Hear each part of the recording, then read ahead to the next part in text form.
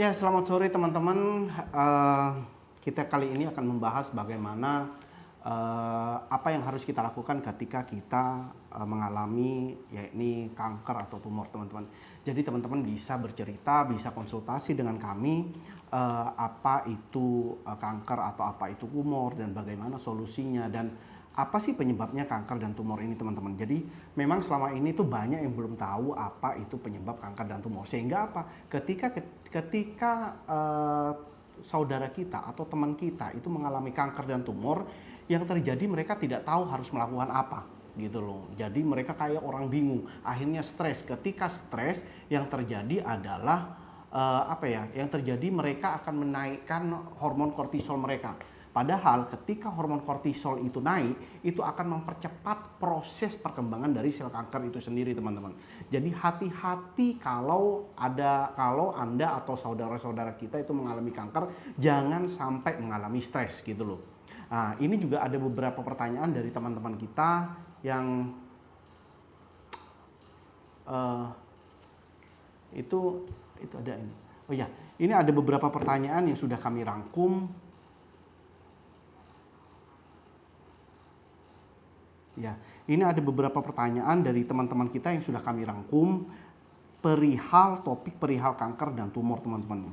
Kayak yang pertama itu adalah bertahun-tahun makan bawang putih tapi kena juga kanker.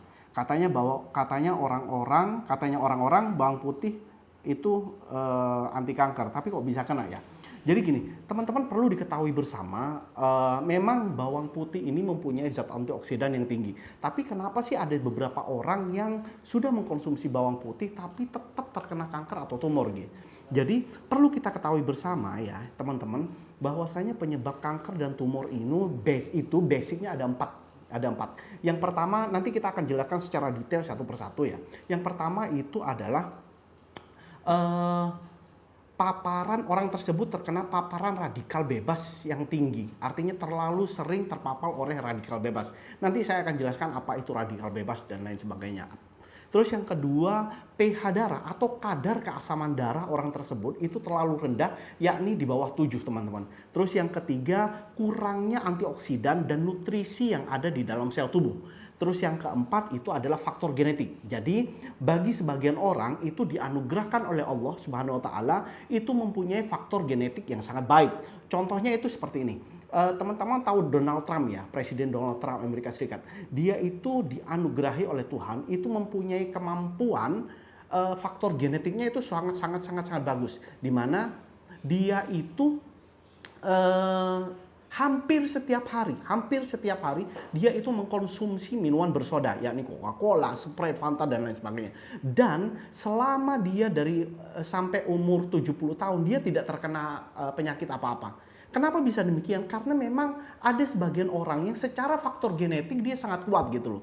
Pun sebaliknya, ada orang yang secara faktor genetik dia itu sangat lemah. Jadi terpapar radikal bebas dikit dia sudah kena sel kankernya, sudah rusak dan lain sebagainya. Nah, untuk yang faktor genetik ini kita nggak akan bahas ya. Kita akan fokus pada 3 hal yang utama. Yang pertama itu adalah paparan radikal bebas yang sangat tinggi. Yang kedua itu adalah pH darah atau kadar keasaman darah orang tersebut itu terlalu rendah, yakni di bawah 7.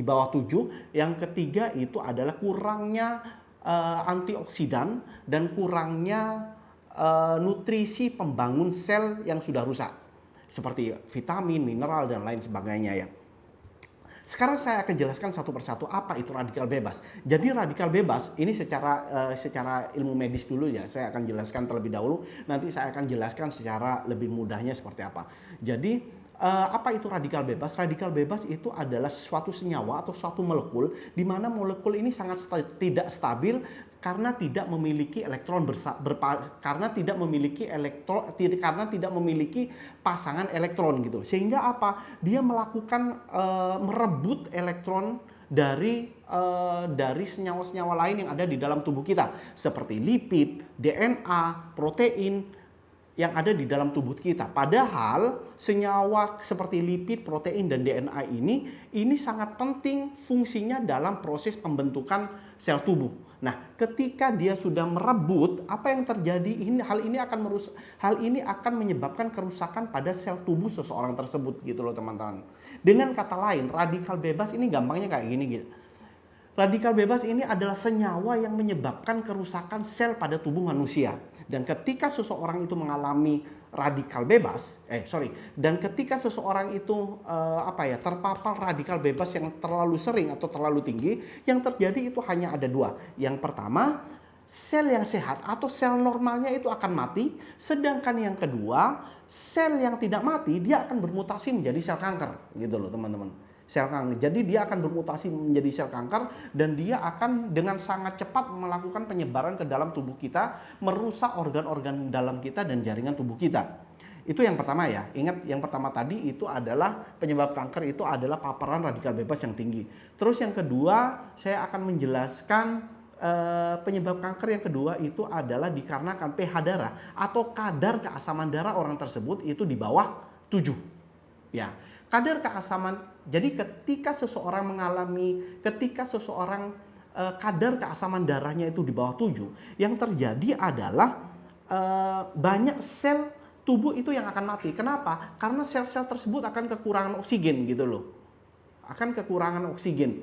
Dan sebaliknya ketika pH darah atau kadar keasaman darah di bawah pH darah atau kadar keasaman darah kita di bawah 7, sebaliknya sel kanker ini akan bertumbuh dan berkembang pesat gitu loh di lingkungan yang seperti ini. Terus yang ketiga, karena kurangnya kadar antioksidan di dalam tubuh. Kurangnya nutrisi seperti vitamin, mineral dan lain sebagainya yang ada di dalam tubuh. Padahal fungsi dari antioksidan tersebut perlu diketahui bersama, fungsi dari antioksidan tersebut itu adalah memprotek sel supaya tidak terjadi kerusakan ketika terjadi paparan radikal bebas gitu loh teman-teman. Ya, jadi supaya itu. Terus yang kedua, nutrisi ini diperlukan oleh tubuh untuk membangun sel nih. Jadi sel-sel yang sudah rusak ini untuk membangun sel sehingga dia akan menjadi normal kembali. Jadi dengan kata lain, kalaupun teman-teman atau saudara-saudara teman-teman itu sering mengkonsumsi makanan yang mengandung antioksidan tinggi, tapi dua penyebab yang lainnya ini diabaikan, dia sering terpapar radikal bebas, dia pH darahnya itu selalu rendah, hal ini akan tetap memicu sel kanker untuk tumbuh dan berkembang di dalam tubuh kita teman-teman. Jadi seperti itu ya. Jadi jangan hanya berpatukan pada satu penyebab saja. Ingat, selalu ada 4 penyebab yang menyebabkan kanker atau tumor itu yang ada di dalam tubuh itu berkembang pesat. Saya ulangi, yang pertama itu adalah paparan radikal bebas yang tinggi. Yang kedua itu karena pH darah atau kadar keasaman darah yang rendah. Yang ketiga itu adalah kurangnya antioksidan atau nutrisi yang ada di dalam tubuh. Yang keempat itu adalah faktor genetik gitu loh. Ya. Kalau ada yang tanya apa itu contohnya radikal bebas? Radikal bebas banyak teman-teman. Seperti asap rokok. Terus yang kedua itu selain asap rokok teman-teman juga asap kendaraan, ada pestisida. Terus ini yang kadang jarang diketahui oleh orang-orang, yakni itu adalah, ingat ketika kita bungkus nasi kadang kan kita menggunakan orang yang menjual itu menggunakan styrofoam kan ya. Nah, di styrofoam itu ada yang namanya benzin dan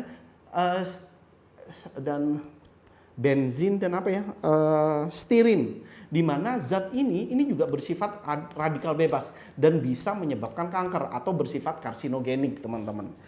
Itu.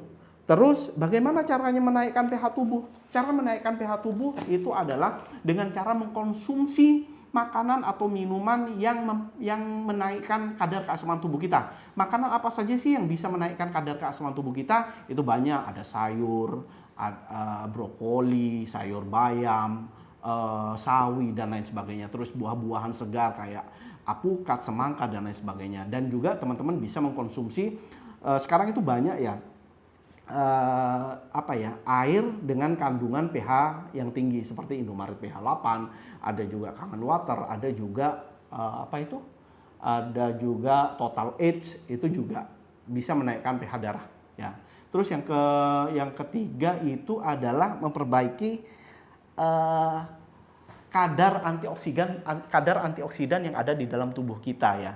Kadar antioksidan itu apa sih contohnya? Itu banyak sekali teman-teman. Yakni biasanya teman-teman bisa mengkonsumsi jamu, herbal dan lain sebagainya. Itu banyak.